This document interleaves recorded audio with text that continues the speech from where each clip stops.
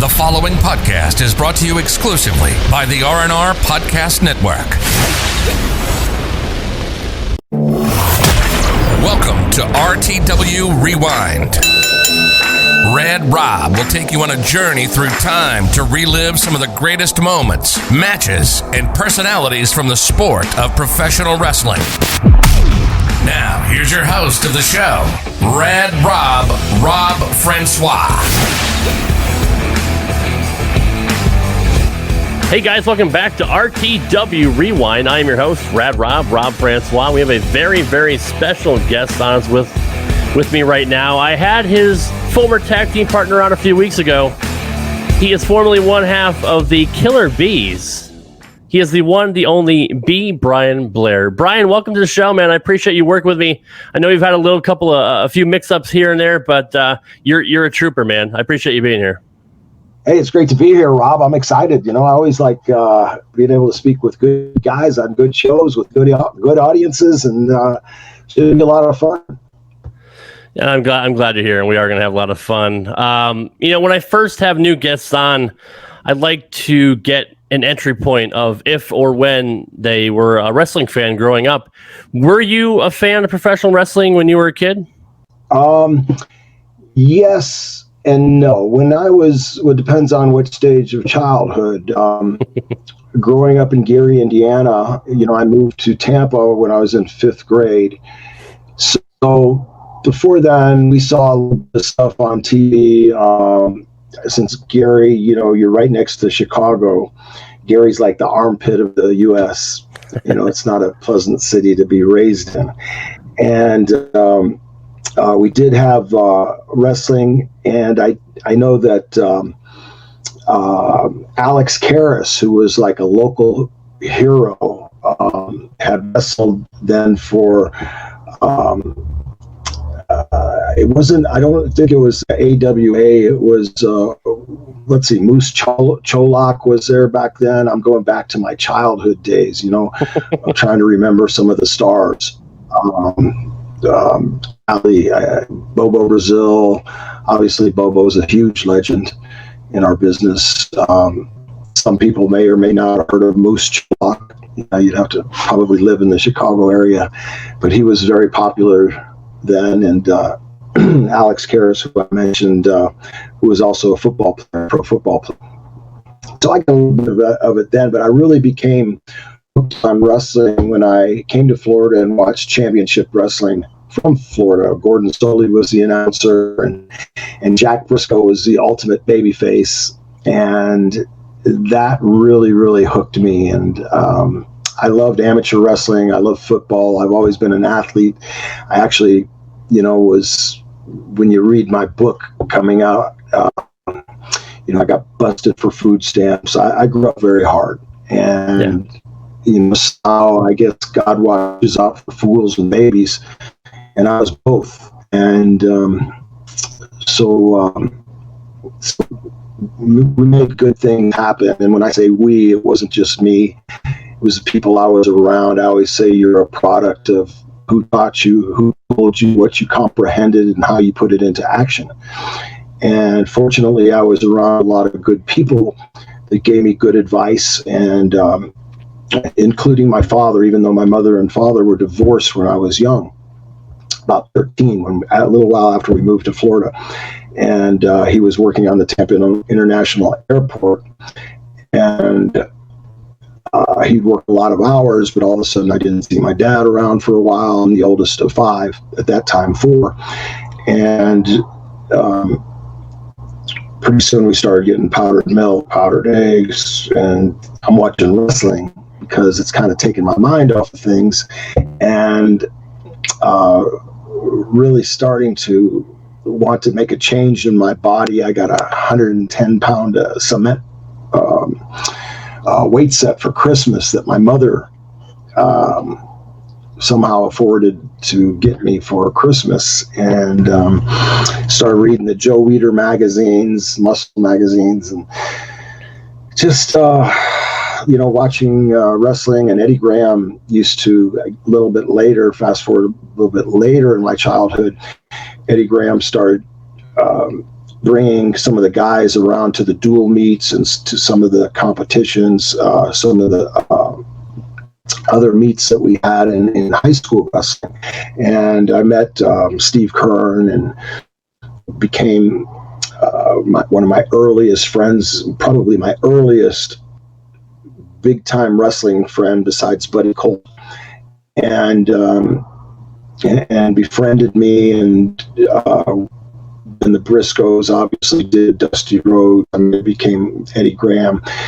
They knew where I came from. They knew that I was a 4-sport letterman in high school, which is almost unheard of nowadays because everybody wants specialization.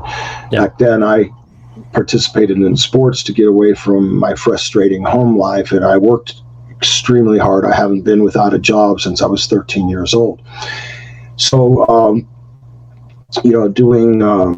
working hard and trying to do good in school and trying to listen to wise people, trying to emulate what I saw, the good in people, helped propel me from being poor, for a lack of better words, although I didn't miss too many meals. I missed a few. But it wasn't always the kind of food that you want to eat either.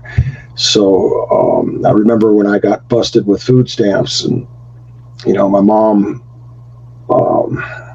I was reading the magazines like I just mentioned, Rob, and watching wrestling, and had my 110-pound weight set, and I knew it said that I had to have so many grams of protein per pound of body weight and all that, and I was looking at these boxes of powdered eggs and powdered milk and prunes and dates and Spam, and there wasn't even any nutritional information on the side of the packages then like there are now. Right. So I didn't know what I was eating or how many grams of protein, because you could kind of count if it'd show you in the magazine, okay, if you eat an egg, there's 6 grams of protein if you eat the whole egg, 3 in the yellow, 3 in the white, and then you could count your calories pretty easy. So with that said, I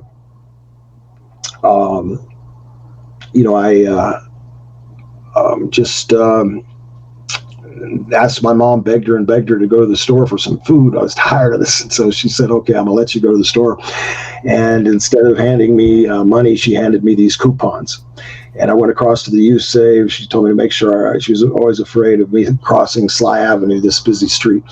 So I crossed Sly Avenue, made sure I didn't get hit by a car, went into the store, made sure that I crossed everything off on the list that she had, got up to the cash register. They didn't have computerized checkout, that was just cash register. And just kind of dating myself. But,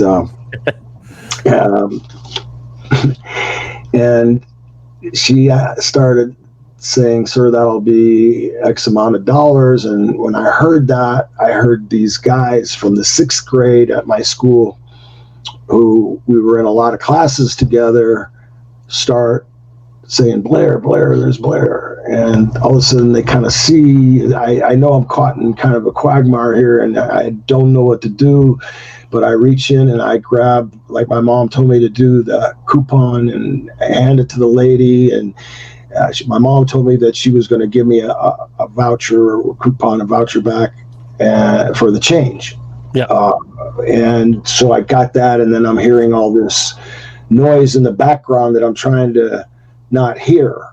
And I got out of there as fast as I could, and I had chicken and hamburger and some navel oranges and some really good stuff, some veggies, and just some, I was like, this was like the best.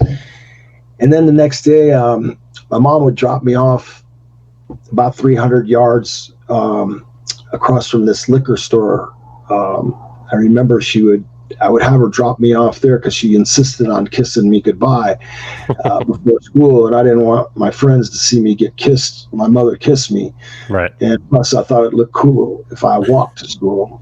But my mom, who lives in my guest house now, actually, and the cycle just goes on and on. The kids, the grandkids, and So I don't have any grandkids, but my siblings do.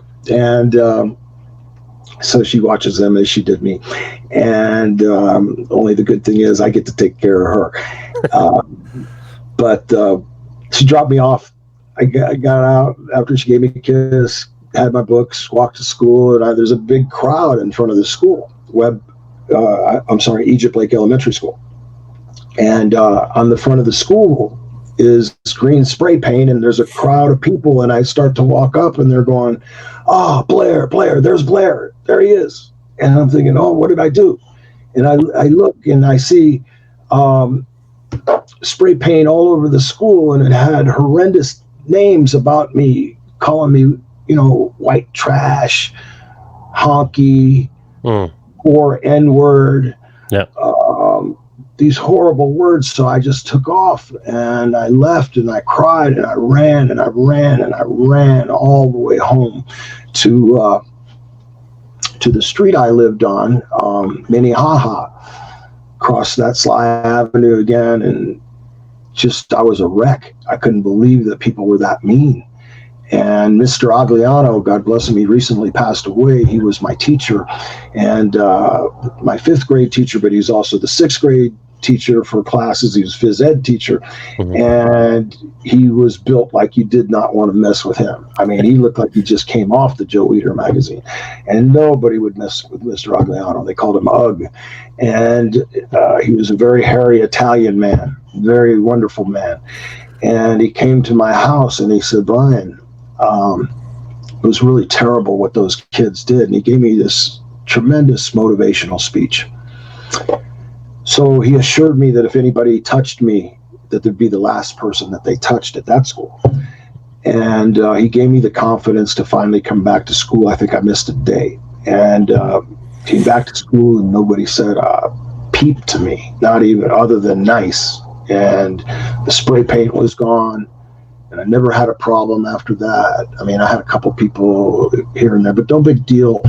And, coming from Gary, Indiana, I was already a minority, grew up a minority, and, I knew how to face adversity at a young age, but nothing like that had ever hit me in the face. And so it was a big lesson. Unfortunately, I learned a lot of lessons, a lot more. I go into much more detail in my book, my autobiography, that'll be out in October.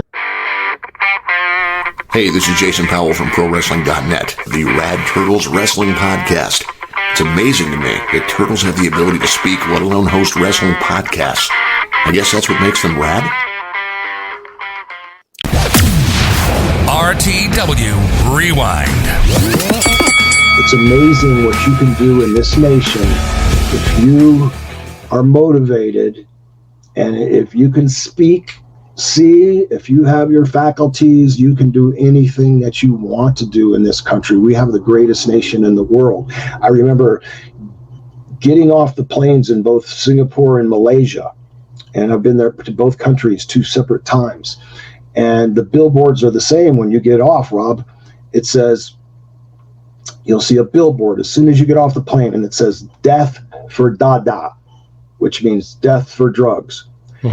So I'm reading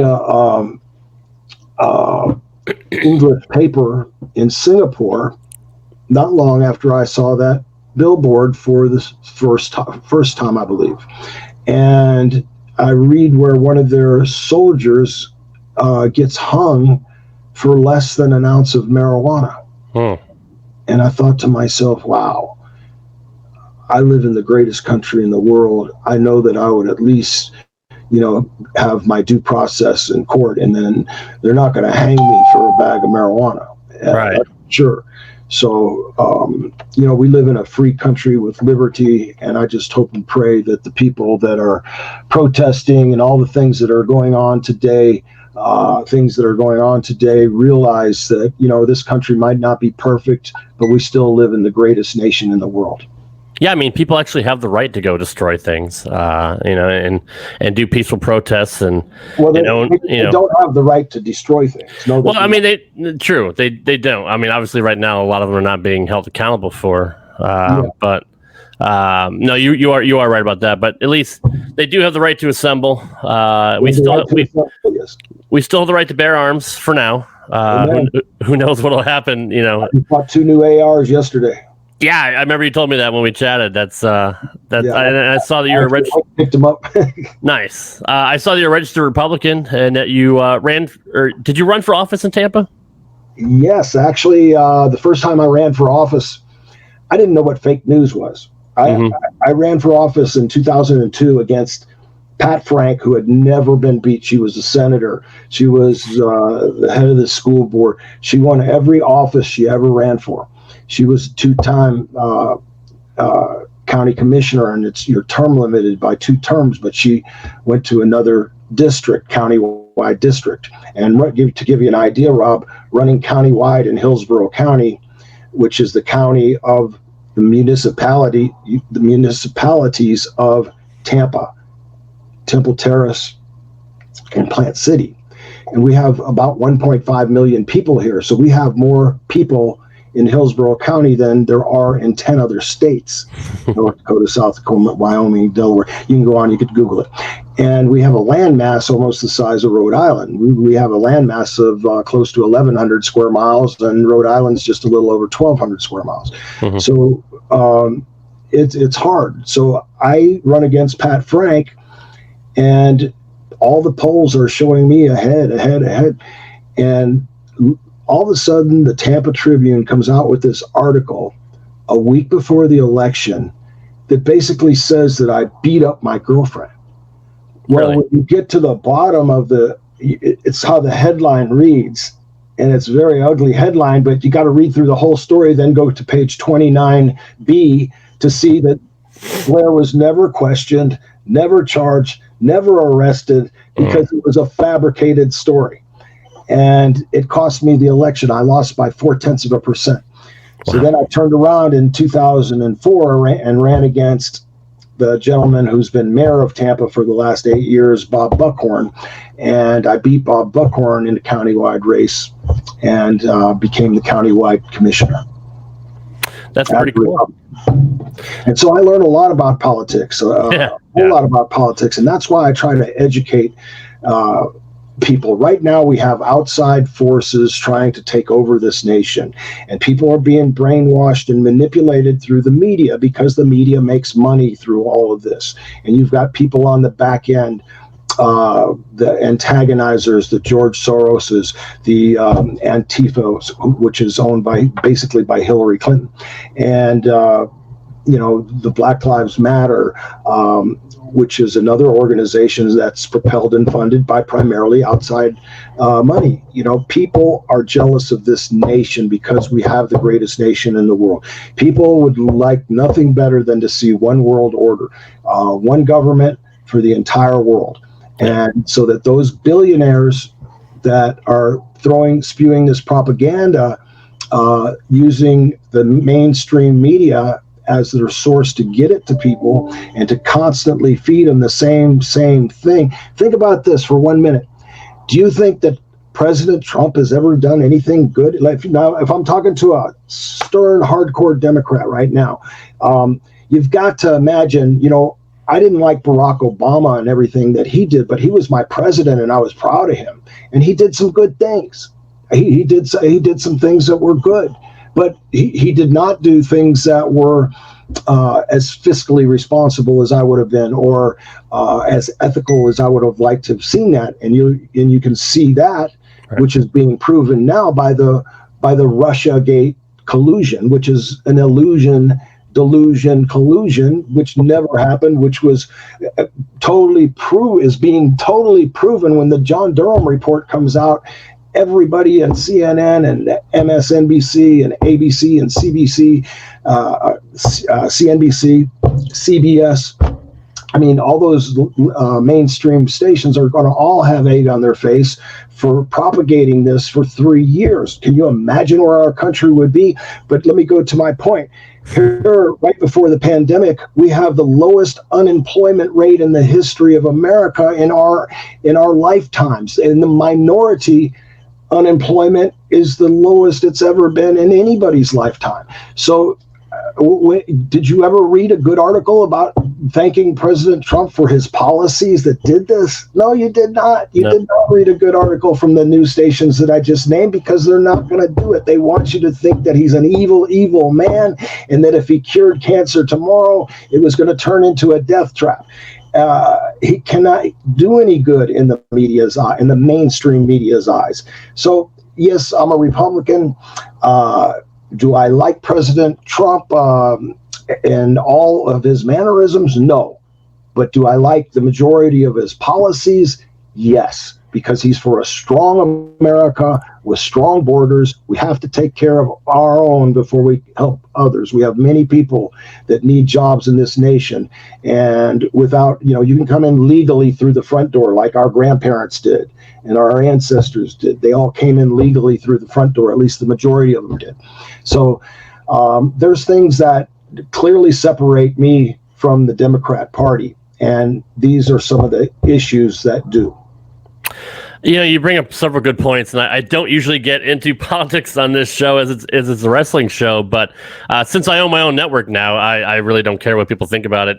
We're actually, it's funny, talking about politics, and we obviously have the same views. I'll let you know that. I do agree with everything that you just said. My partner and I, my best friend Richie, he's launching a political show here in a couple of weeks called Freedom of Fear. And he said that dates back to a challenge coin that the American soldiers received during World War II that had Freedom of Fear written on it. So he's a libertarian leaning right. You'd be perfect to come on that show if you ever want to come on his show in the future. I'm sure he'd love to talk about it. He does so much research. He's such a history nut, and he would definitely love listening to what you just said. But, it's funny. People criticize President Trump for closing the borders down when the pandemic started. But yet later on, after we realized that was a great idea, he still gets criticized for not doing enough. So you're never going to win in the liberals' eyes if you're a conservative. It's just the way it's white or black. It's red and blue. It's never going to change. It's always going to be one side or the other.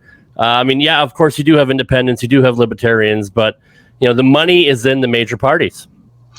You're right, Robin. What I'm afraid of is nobody looks at history. If you look back at history, let's just take Venezuela for an example.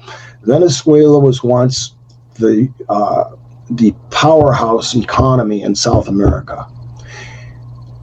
The government found that if they gave people free stuff and brainwashed them, and especially the free stuff, and kept placating to the people, and then started controlling the people, that they could get their vote, and they eventually moved from a democracy to socialism.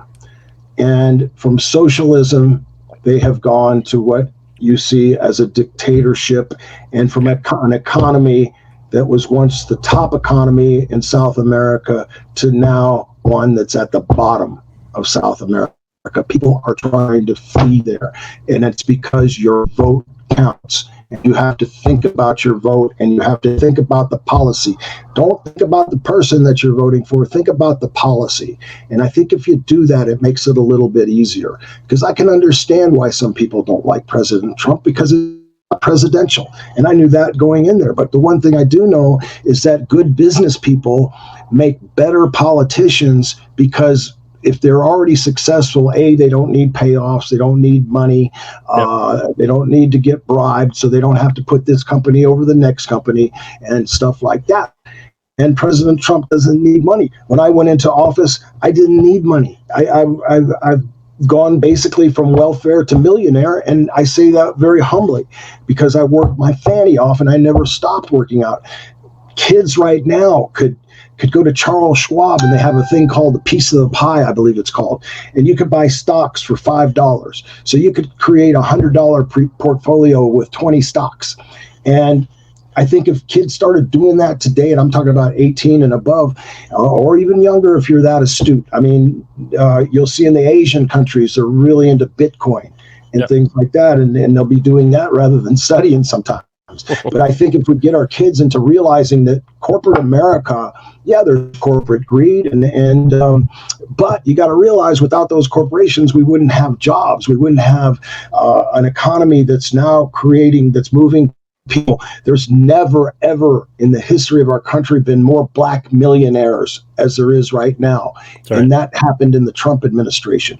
It's because, we're being directed to use our own minds. We're given the opportunities to make our own decisions. And if government, as you see right now, you see the blue states holding off to open up, whereas the red states are opening up and bringing back economies, and there's no relative difference in the spike upward in the C-19 pandemic. So we've got to get the economy open. These mayors, like the mayor in Chicago and the mayor of Minneapolis, you see they want to control people and put their finger down and tell them how they can live, and you just can't do that. The old give me liberty or give me death. I mean, that's how I feel. And unfortunately, and I hope this doesn't happen, I pray it doesn't happen, I'm worried about moving towards another civil war, just because, number one, we're erasing the original with all the statues being taken down and trying to change the narrative and trying to forget, our country's history by getting rid of the Confederate flag and all that. And, the old saying goes, those who forget history are doomed to repeat it. And I'm fearful that may happen. I mean, we've been through this before in the 60s and 70s and 80s with race wars and the police, taking fire hoses and hosing people in the streets and segregation and all that. Like, the kids nowadays, I mean, I'm not saying that racism doesn't exist, but go back to the 60s. If you think people are racist now, can you imagine what it would have been like if we had social media back in the 60s? When you're drinking at a different water fountain or sitting at a different table and you have to sit at the back of the bus, or kids nowadays don't even know what real racism is, to be quite honest. That's my opinion. And even here in Tampa, which is there's a lot of Latinos in Tampa. My father-in-law, who's Latin, he told me about when he had to go sit at the back of the bus because there was Latinos and blacks to the back of the bus. And so he went through all that, but he doesn't harbor that grudge. He realizes, hey, it was a tough time, but we got through it. Yeah. And finally, the race relations in this nation up until recently were the best I have ever seen them. Nobody even blinks at mixed couples or, who cares? I mean, my best friends were black growing up, and then some of my best friends now are black. We don't even think about that. All different, not just black, but I've got gay friends. I've got all kind of friends, and they're my friends, and I love them. I've got Democrat friends who I love. If they were getting their butt kicked, I'd go in and get my butt kicked with them just to try to help them out. It's just, it's a love that you have for people, a passion that you have for people. That's why I spend so much of my time and my hours with the Cauliflower Alley Club, because I love everybody, regardless of your political persuasion. All I do is offer my opinion, and that's all it is my opinion. And it's trying to get people to look at things from a broader spectrum and to look at both policies. And then after you've looked at both policies, the Democrat policy and the Republican policy, and you can try to then put yourself in the middle and look at what you've been fed from the media and ask yourself, dang, one of them Republicans had to have a good idea somewhere along the line, somewhere along the way. So, why have I never read that? Yeah, I know. Yeah, it's unfortunate. I mean, the narrative is obviously being controlled by the media and being controlled with people that have a lot of money invested in causing chaos. And it's really unfortunate. And, I don't know where you stand in your faith, but we need a revival. I mean, absolutely. We really do. And, there's a lot of evil in this world. And if people would band together and drop all the hatred and just, like you said, have a love for each other and a love for people and believe in their faith, this world would be, this country especially, would be a different place. Rob, you said it. We absolutely have to have a revival of our faith, because I truly think God is upset with this world. Yeah. And yes, I'm a very strong Christian. My mother's Jewish. I'm a Judeo-Christian, and her last name's Roth. And, she was really horribly victimized living on the south side of Chicago growing up. They had to stop saying they were Jewish. They had to move to another neighborhood. That's how bad prejudice was then. And, it just shouldn't be like that. And we do need to have a faithful revival. When we took prayer out of school, when we took, I remember we used to say the Pledge of Allegiance every morning in school, and we had a prayer, which then went to a moment of silence, which then got eradicated completely. And then we've had a degradation of the family. Family is of paramount importance. Faith, family, and freedom. You put the 3 F's together, and that's what makes America America: faith, family, and freedom. RTW Rewind. Yeah, no, and you're absolutely right. And we said the Pledge of Allegiance in school. I'm 44, so I went through all that. So I know what it used to be like, and I know what it's like now. That's why I have a 2-year-old daughter, which my wife just beat me down for years. I never wanted kids, and I finally gave in a couple years ago in my 40s. But I'm glad that I did, because she's my entire world.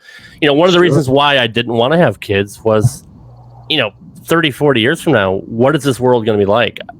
Why would you want to bring somebody into that and have them deal? If you think it's bad now, can you imagine what's going to be like 10, 20, 30 years from now? And I might not be here to protect her. So, not putting her in public school is the first thing we're doing. We're going to put her in we have a Baptist church here that has their own school that my wife attended growing up here.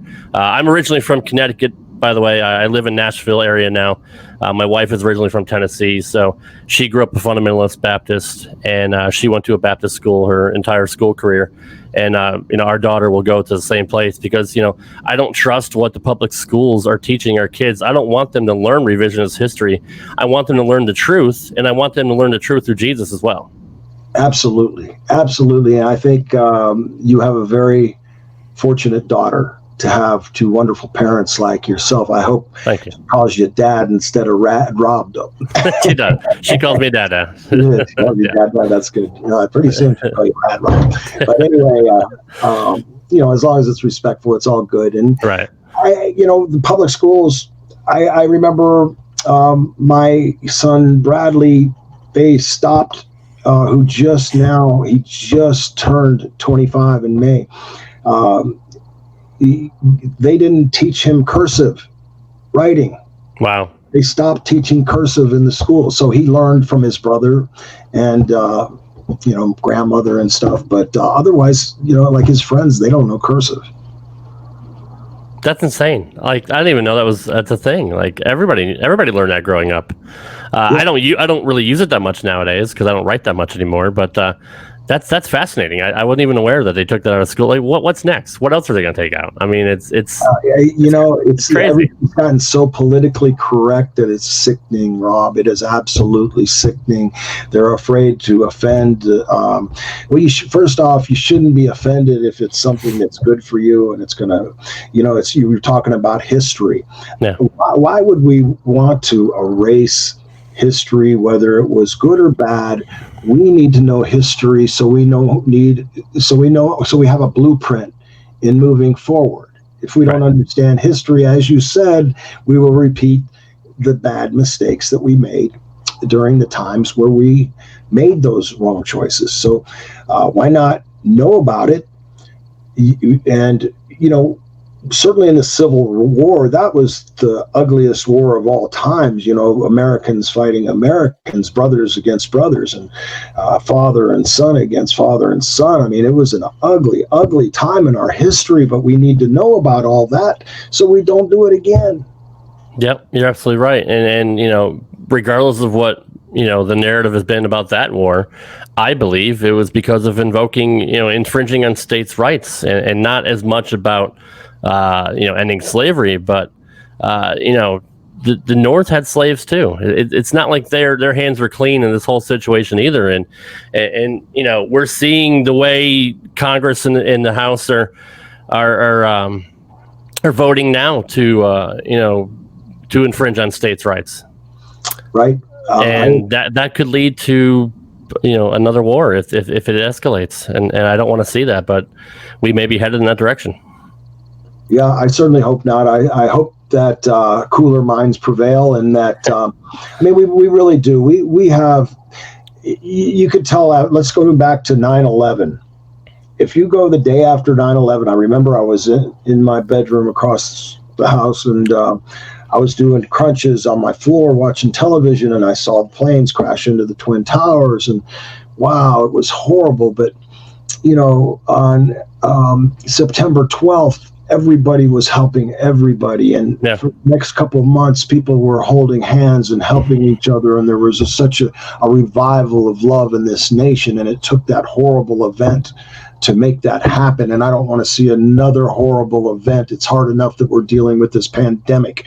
And you talk about a president that's got pressure. First, he goes through a fake Russia collusion, a fake phony impeachment, then a pandemic that's they've tried to kill the economy because they know they can't beat him at the box office. But while they're doing all this stuff, I'm talking about the powers to be, other than the president and his cabinet, and the policies that they seek. The left is trying to destroy the president, and the victims of all of this is you, me, and our friends, our Democrat friends too. They're being punished at the same time. We could be having another vibrant economy. God only knows where America could be right now if they hadn't attacked him since day one and let him do his thing.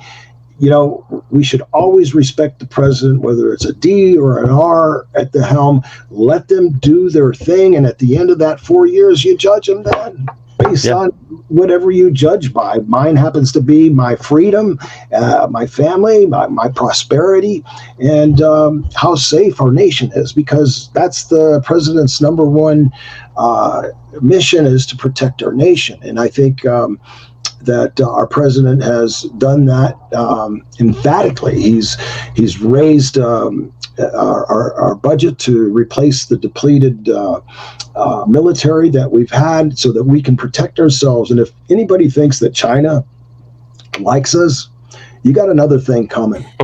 Right. Yeah, no, you're I can't agree more. Tough transition, but I could talk to you all day about social issues and all that. But I do want to touch a little bit on your wrestling career, since we are on a wrestling show. Yeah, but that's okay. You'll have people. Your audience will get. I'm sorry, I dropped. Your audience will get a little different perspective. You hear wrestling, and I've done a lot of podcasts, but I've never done one where I talked about politics like that and actually, bled my heart. So I hope that people appreciate that part of it, because, wrestlers are people too. That's right. I just had my 15th surgery on my shoulder. And right before that on my back, I had major surgery on my back, 15 surgeries from the sport of wrestling. And sports entertainment, call it what you will, but don't call it fake. Because, 15 injuries later, I played major college football. The worst thing that ever happened to me was a sprained ankle in football. I may have gotten a concussion. I don't really know then. I know that I've gotten 4 concussions. I tried to turn my phone off. That's what I was fidgeting with. I've had 4 concussions that I know of in wrestling, 2 in Japan and 2 for Vince, but I never joined that concussion lawsuit because I felt like, I had been banged up too many other times in football, playing football all those years, and I wrestled for other companies, and I amateur wrestled all my life. How could I blame Vince McMahon for a couple concussions and sue him for that? It just didn't make sense to me. I believe in fairness and what's right. And I know that, having owned Gold's Gyms, and I once had over 100 employees and 12,000 health club members, and had to meet a very large payroll. And so I know what that's like. And you've got to realize that business is difficult. You because businesses peaks and valleys. WWE may have really been on top at one time, but you see the pandemic hit, and now they're struggling, and it's only diehard wrestling fans that are keeping WWE and AEW and the other wrestling organizations intact and solvent enough to keep the product on television.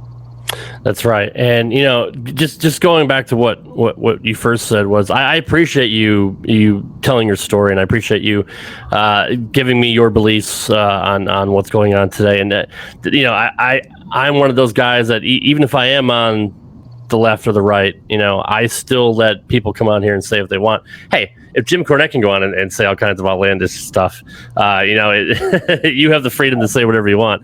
But I do appreciate you, because I haven't heard you talk about that stuff in other podcasts. So no, I haven't. And I like Jim Cornette. I mean, Jim Cornette to me is one of the. I mean, he's a talent that's underrated as far as I'm concerned. I love Jim Cornette. I remember going to Louisville, playing football at Louisville.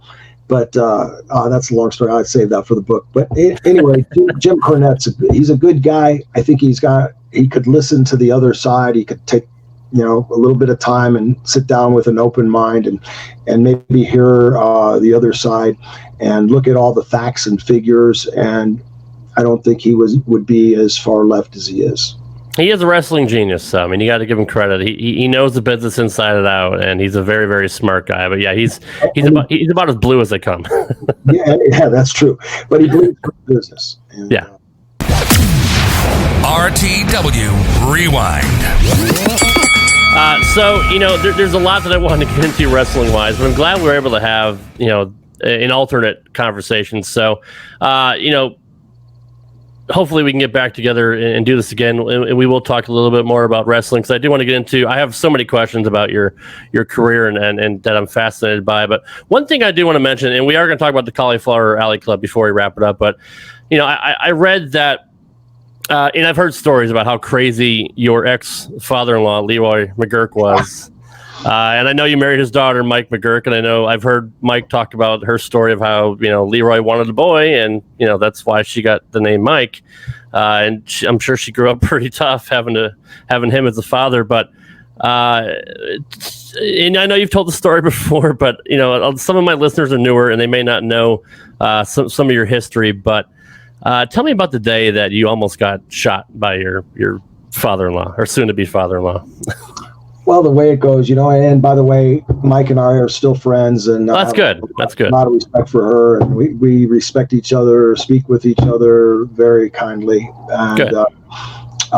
We just got married too young, and I'll just leave it like that. But right. I was obviously the son-in-law of the owner of the territory, and I helped Skandor Akbar book the territory then. I realized that Mike and I it's about a year after our marriage. I realized that marriage is not right at this time, and I've got to get a divorce. And Doug Summers is riding in the car with us a little bit during this time where it was getting towards the breaking point. And finally, boom, we had a bad argument, and I went my way, she went her way. We're still married, but I find out Doug's riding with her, and yada, yada, yada. And I was going down because the Von Erichs were great friends. I lived with David for a year and a half, and we'd bring the Von Erichs up to Oklahoma and Missouri and different places. And once in a while I'd go down there to Texas for them. And so I had worked it all out to where I could go to Texas after I left Oklahoma there, and gave my 2 weeks notice. So the divorce is still in court. We're not divorced yet. I find out Doug's messing around with my old lady still. And I had just got done wrestling Ron Starr. We were in Tulsa, packed house. Match is over. We had a great match. And I walk into Leroy's office, and there's Doug Summers, and he started to say something. Before I knew it, I punched him in the face. I kicked him and a couple of times and threw him up against the wall, and all this stuff started falling off the wall. And this guy named Oni Wiki and Skandor Akbar and some of the boys, I don't remember all the boys that were on me, they were all pulling me off of him, telling me to stop, I'm going to kill him. And so finally I stopped. I was in like a rage. And so I left and went back to the house. I'll give you the abbreviated version, and got my boat and my 72 powder blue Lincoln Continental that has so many great stories with Andre the Giant, Dusty Rhodes, and so many others, Kerry Von Erich, just lots of great stories. And hooked my 17-foot Caravel inboard, outboard boat to that, which I had purchased before we were married, and got my clothes. I left all the equity money, everything. I left everything behind. Didn't want anything. I had $500. Yeah. So I wanted to say goodbye to Mike. I pull up into the driveway at their house in Tulsa, and I'm sitting in the driveway, and, we didn't have cell phones then. And so I'm thinking to myself, well, I'd like to say goodbye to Mike. I really do love her. And, just bad timing or whatever. And I knocked on the door. Knock, knock, knock. All of a sudden I hear, who is it? And I said, it's Brian. Can I speak to Mike? Who? I said, it's Brian. Can I speak to Mike? You son of a da-da-da-da-da-da. He jerks off and he reads the riot act to me. And you destroyed my office. And he went off and cut a promo on me and told me to get the F out of there and never come back. And so I go back to my car. So I'm sitting in my car for a minute and I'm thinking, oh gosh, I just want to say goodbye. How hard is that? Why can't, just let me say goodbye to his daughter? So I go up. They got a little stairway, and then there's a brick in front of the house, and then there's an inset door. Mm-hmm. So I go past the brick, turn left into the inset door out in front of the house. Leroy didn't park in the driveway. He parked right in front of the house, so he could just get out and walk up those sets of stairs, like 6 steps, and go right into the house. And I knocked on the door again, and when I did, bam, the door slams open, and there's a gun. And now he opens the screen door. When he did it as quick as I could, run to that brick, and I hear bang, bang, bang, bang. And I don't know how many shots went off, 5 or 6 shots. And as I'm looking, my eyes are fixated on Leroy's front tire, and the dirt's popping up all over his wheel there. Yeah. And I'm going, oh my gosh, he's trying to kill me. So I ran back to my car, and he's cussing, So I go back and get my car, and now I'm crying. Got tears coming down my eyes. I can't think, oh God, making sure I didn't get shot. This is not a good situation. Lord, how did I get into this situation? So all of a sudden I said, gosh darn it, man, she's got to be in there. So I go and I try to look in the windows just to maybe try to get her attention, to maybe wiggle the windows so I could just go, good luck, love you. And I go to the wrong window, I guess. I look and the curtain's cracked about this much. And as I look, I see Michael Kathleen sitting on a chair and laying on the couch as a mummy. It looked like a real mummy. I mean, plastered up mummy. Yeah. And she's feeding him soup through the porthole there there's 2 eyes and a mouth. And it's Doug Summers on the couch that I used to lay on. Talk about getting a knife in the heart. Yeah. Oh, God, it just tore me up. And so I went, I just left. I went to my car, backed up. I went to a payphone, called David and told him about what time I'd be arriving, that I was leaving. And he said, you okay, man? You don't sound good. And I forget what all the conversation was. I was really upset. And so I drove straight to Lake Dallas. And that was the rest is in the book. Yeah. Yeah, and I'm looking forward to reading that. And I guess it's a good thing Leroy was blind, because we might not be talking right now if he wasn't. So, I never thought about it like that, Rob. I mean, you never know, right? Right. We know you had a great run in the WWF, and as we wrap up here, having Jimmy on the show, your former tag team partner, he had what he called a hate relationship with Vince McMahon. Vince obviously never liked him, according to him. What was your relationship like with Vince? Was it similar? No, I had a great relationship to this day. To this day, I have a great relationship with Vince. Oh, that's funny. Because he was honest with me, and I was honest with him. Mm-hmm.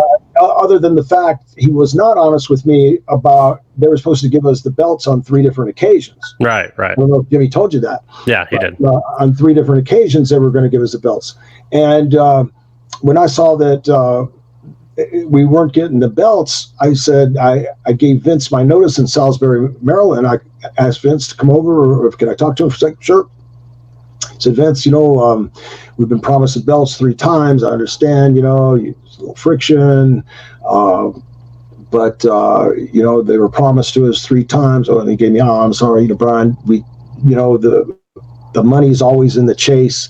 Yeah, I know, Vince, you told me that a couple times, but the money's in the chase. But sooner or later, Vince, if you don't win the belts, the people stop believing in you. And we're at that point now, unless we're winning the belts next week, which I don't see that happening. They're never going to believe that we're going to win the belts again. No, because we've been through every match that we've won in all non-title matches, but we never win the belts.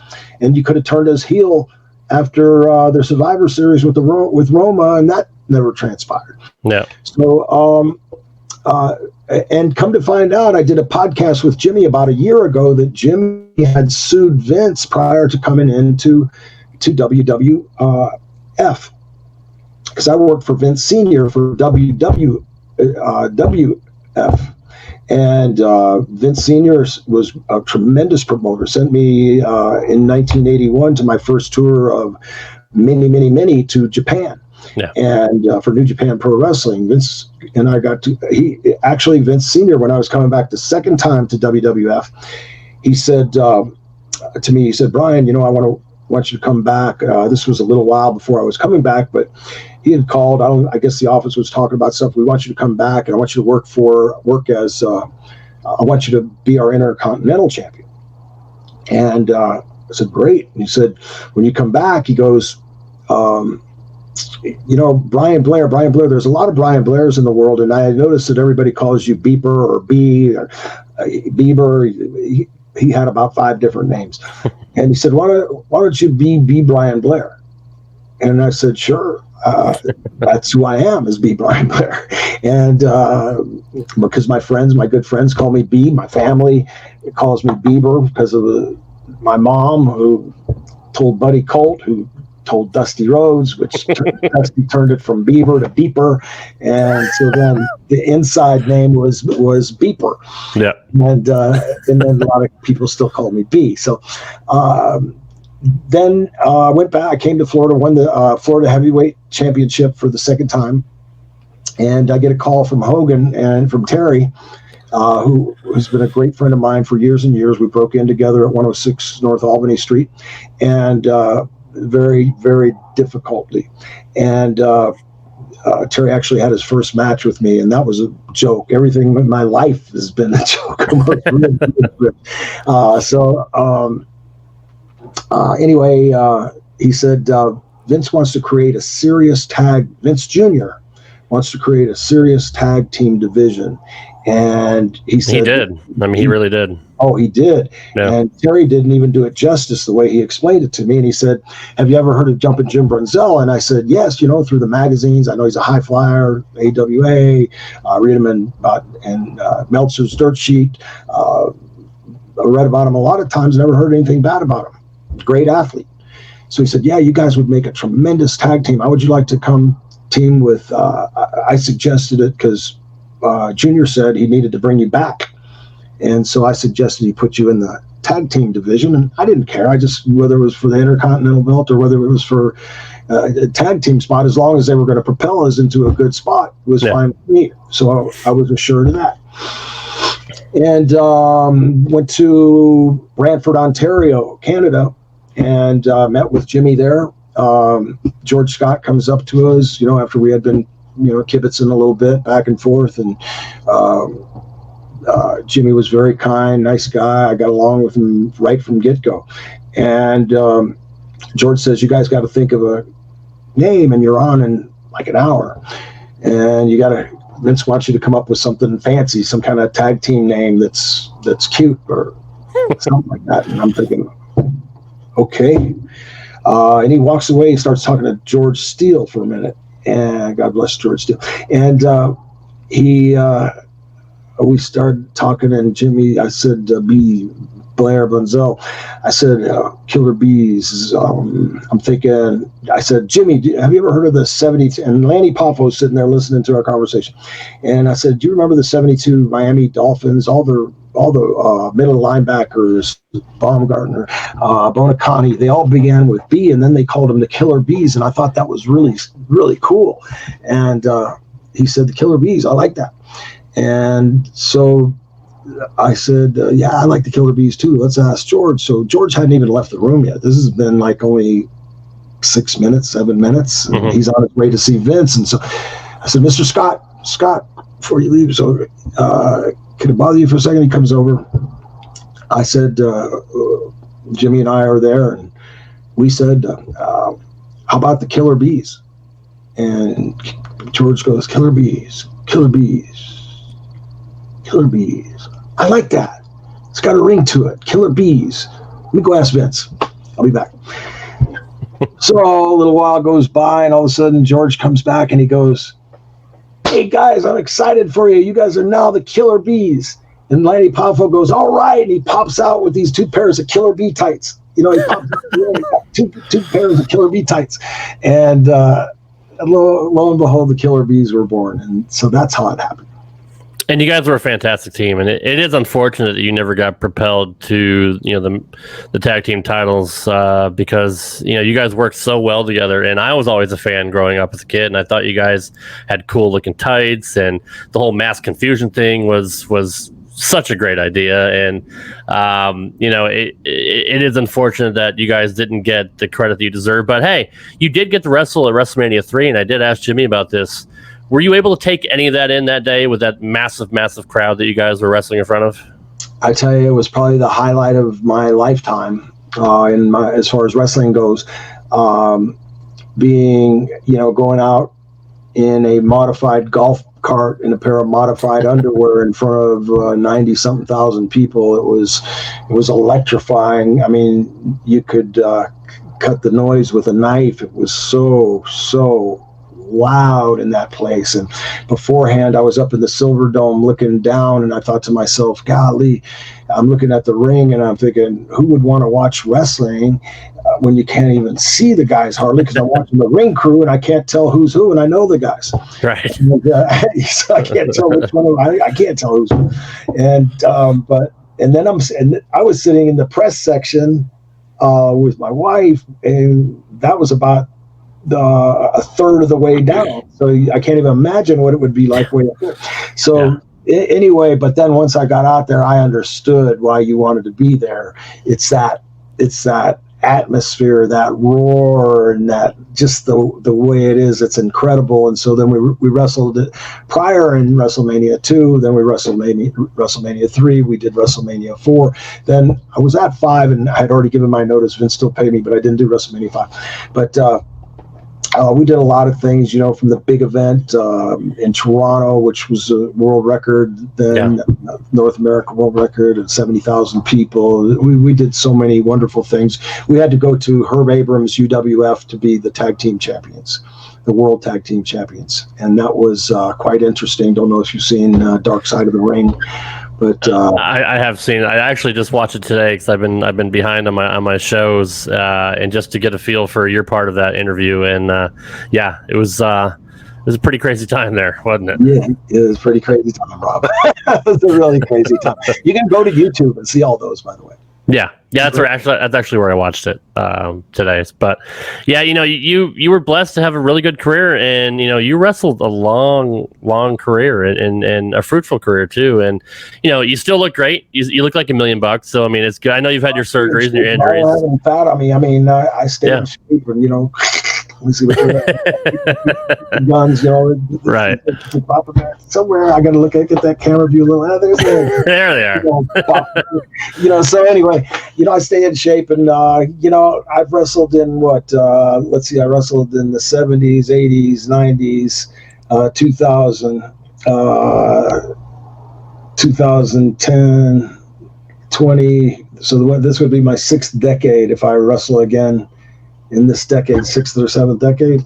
And I do plan on wrestling again. I feel good. I feel like I'm ready to, jump in a battle royal or something. Have a good time. And not many people have a career like that and have a run like that. Unfortunately, we've lost a lot of people along the way, and a lot of what you do to take care of the boys and the girls nowadays is the Cauliflower Alley Club, which we've all heard the stories over the years. And I know we don't have a lot of time left, but if people really want to know a lot about it, your most recent interview with my friend Sean Mooney was a fantastic interview, and you did break that down into great depths. But how did you become the CEO of the Cauliflower Alley Club? Well, I was honored at the Cauliflower Alley Club in 2010, I believe, or 2011. And it was one of the greatest times, to be honored by your peers. Right. Vince doesn't pick you. In the Cauliflower Alley Club, they get suggestions from the members, and then the board goes and they go down the list. Whoever gets the most requests in different categories: men's wrestling, Luthez, Iron Mike, tag team, etc. You try to get those people, since they have to pay their own way, sometimes it's difficult, or if they've got a wrestling schedule that won't allow it. So you go down until you get the right ones. And, but they realized Nick Bockwinkel was getting ill, and the board whittled down between like 20 suggestions to Jim Ross or myself.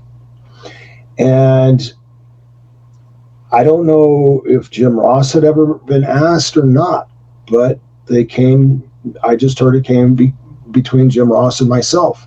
So I don't know if Jim Ross was ever asked, but then they asked me, and I said, they asked me if I wanted to be the president of the Cauliflower Alley Club. Right. And I said, well, if your corporation, 501c3, works like any other corporation, I don't want to be just the figurehead as the president. I want to be able to control the day-to-day operations, because I've managed budgets all my life, all my adult life, from a $6 billion budget in Hillsborough County to multi-million-dollar budget with Gold's Gyms, my own Gold's Gyms.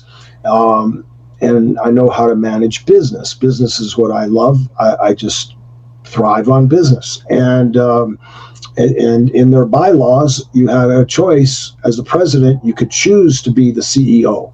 Well, Carl Lauer was the CEO, and he's a wonderful man who was the CEO for 27 years, and I still speak to Carl often.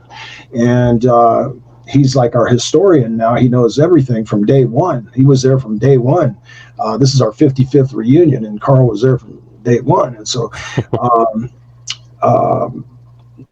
I learned everything that I needed to know to make the decision that if I became president, I could choose to be the CEO. So I chose, because if it's going to say B. Brian Blair as president, then I'm going to have some input. I don't want to be a tyrant or a dictator. You have a board, and actually the CEO works for the board, just like the president. Right. The board can fire me if they want to. If I'm not doing a good job, they can fire me.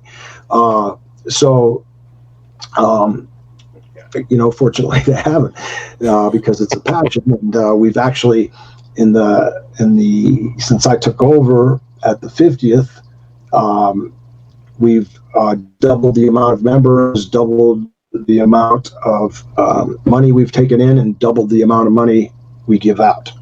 So our next reunion, and I just got off the phone. You're the first one to know this, Rad Rob, on your podcast. Just got off the phone with Melissa Sexauer, who is in charge of the conventions at the Gold Coast Hotel and Casino.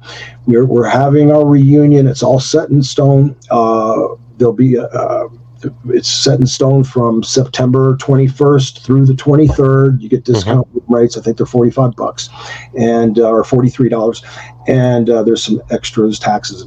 But then you buy a ticket. It's $125 for a reunion ticket.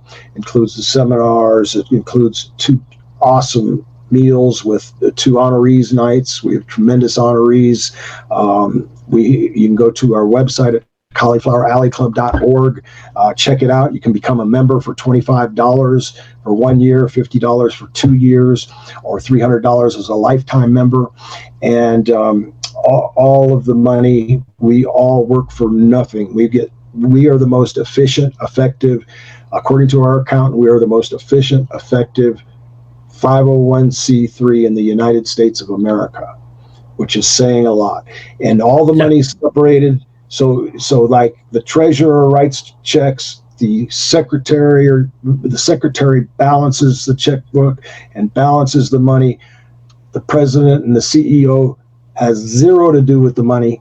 So nobody can ever accuse us. It keeps us so we're going to always be squeaky clean, so that nobody will ever question the Cauliflower Alley Club, so that people like The Rock and DDP and Jim Ross and Mark Henry and Al Snow and Kevin Arquette and people that, have a lot to lose by promoting a charity, can rest at night knowing that they're promoting a charity that does good for everyone. So the stipulations that I was going to tell you first is that everybody, you're encouraged to wear a mask when you're not eating or anything, but it's not required. All rooms will be sanitized daily by an outside company that meets all the criteria of the state of Nevada. So you're going to have the cleanest room in town.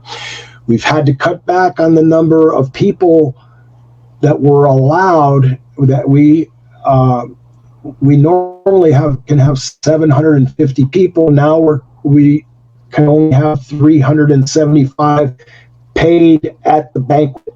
So even though that cuts us in half, there will be okay, because we're going to have 6 people to a table. A table generally holds 12 people. So gotcha. Every other seat. So, and then there'll be hand sanitizers everywhere. Other than that, it's just fun. It's great. You can go socialize and hang out just like normal, and sit at, if you're friends and parties, you go sit at your own restaurant and your booth. I mean, there's like 14 restaurants there, and there's so much stuff to do. We have bowling contests, cribbage contests, the strut contest. We have free wrestling matches. I mean, it's the greatest $125 you can spend. It costs us $100 per person, so $25. We're an open book, so $25 goes to the cause. Please join the Cauliflower Alley Club, whether you can make it or not. And just we only have 65 tickets left as of today. Okay. There's only 65 tickets left. After that, it's closed. So please make your reservations. You can get you get discounted room rates from September 20th through the 24th. So there's lots of things to do in Vegas if you want to make it a family vacation. This is family-friendly atmosphere for the most part. You want to go see the chop contest. I walked through the casino one time and I see these young kids and I look at this one and his chest is bleeding all over the place. And our members are so creative. They come up with some of the greatest things, Rob, and maybe not so great, but anyway, I certainly wouldn't get in the chop contest.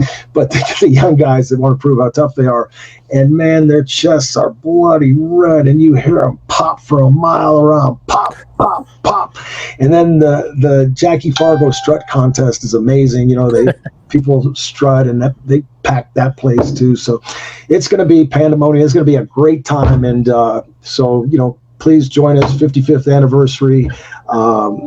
Gold Coast Hotel and Casino, Las Vegas, Nevada. Go to caulifloweralleyclub.org. Rad Rob, I appreciate you so much, and I can tell you have a good soul. I've developed a good friend in you, and I appreciate that. And thank you very much, man. It's very nice of you to say, and it is such a great cause that you guys do. And unfortunately, I think I'm going to be on vacation in Florida with my wife that week. Otherwise, I would definitely attend that and get to meet you and see all the greats. But who knows? Maybe I can talk her into diverting our trip. But I don't know. Why don't you save $25 of that vacation money and join the CAC? Because if you do, there you go. You also get 4 copies of our newsletter, The Ear, which is award-winning, 4-color. It's amazing. It takes us a whole year to really tell the story of the reunion throughout the copies, because we try to include as many members as we possibly can. There's some tremendous articles, some tremendous pictures. All the honorees are in there, and it's fabulous. This year we're honoring a host of people. I'll just give you a few. Medusa, second female ever to win the Iron Mike Award. We've got Rey Mysterio Jr. Lucha Libre Award, the Road Warriors. Paul Ellering will be there with Joe, obviously. Yeah. But it's a litany of talent, and it's going to be a great time. Well, I will definitely join, and it does support a great cause. It helps out people that are in need in the wrestling community, and it's good for me to give back to a sport that's given me so much over my lifetime, ever since I was a kid, and in a sport that I love with all of my heart. So, Brian, again, I appreciate you coming on here. I know we went a little bit overtime. I do appreciate you sticking around for that, and it was a great talk. I'd love to have you again and talk a lot more about this, but it was good to have you here. I know you're a busy guy. Real quick, where can people find you on social media if they want to reach out? On Twitter at KillerB1B, on social media either at the Killer Bees or at Brian Blair in Tampa. You'll see me with Carl Lauer and Nick Bockwinkel. That picture.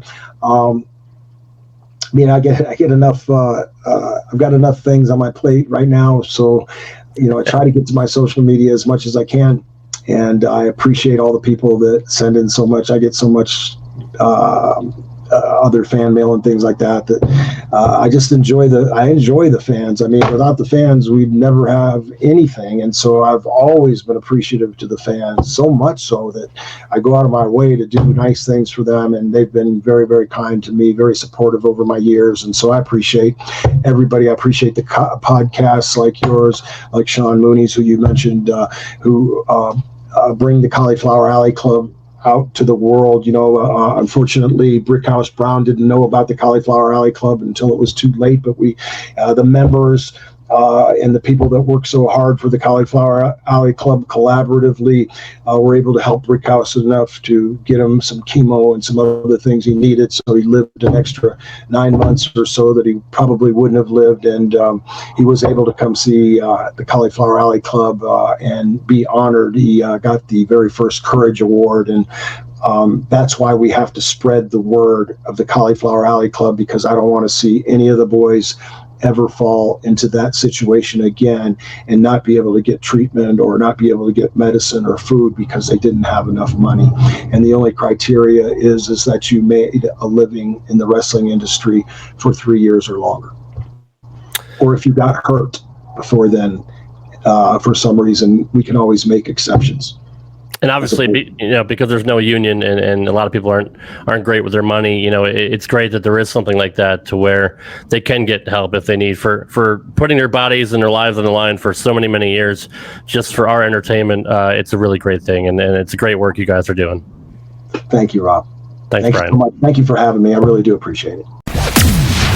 RTW Rewind.